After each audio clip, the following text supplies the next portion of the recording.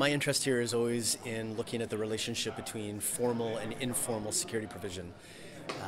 And this is something that I think the Knowledge Platform has done a really good job of highlighting and foregrounding in the last couple of years. So I'd like to see that focus continue because I think it's a really unique area. It's a very useful place to test ideas.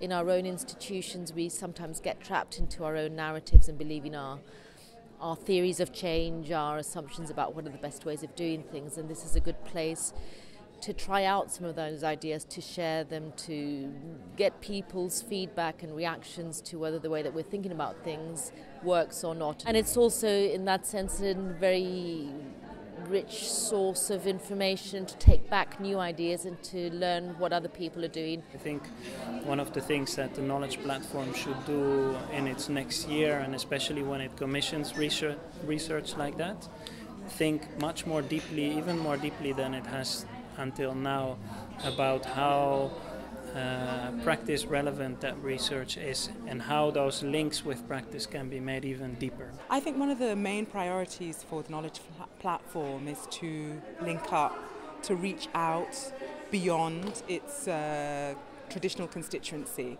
So the issues that the rule of law community faces are the same issues that we're all facing. We're peace builders.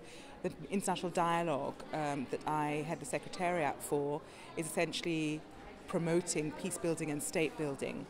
And for us that means working across sectors: justice, security, political inclusion, economic foundations, and building up states' capacity to embed their legitimacy by delivering services. And so the big challenge for us is to reach out beyond our peace building community to those engaged in rule of law work.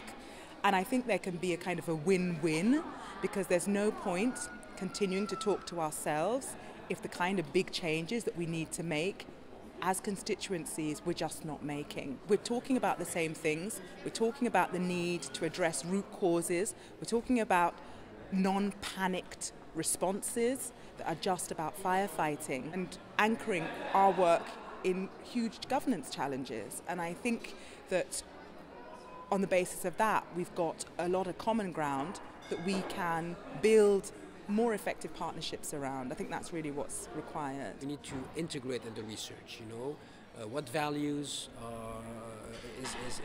is conflict resolution going to? Are we compromising on values? Are we compromising on principles? What are the priorities of today's societies in conflict resolution today? In the security level, should we stay focused specifically on terrorism? Shouldn't we, widen up a bit, looking at security for old conflicts that have been completely forgotten? I'm thinking about the Palestinian situation, for instance. I'm thinking about the Lebanese situation that is going from worse to worse because of unsolved issues.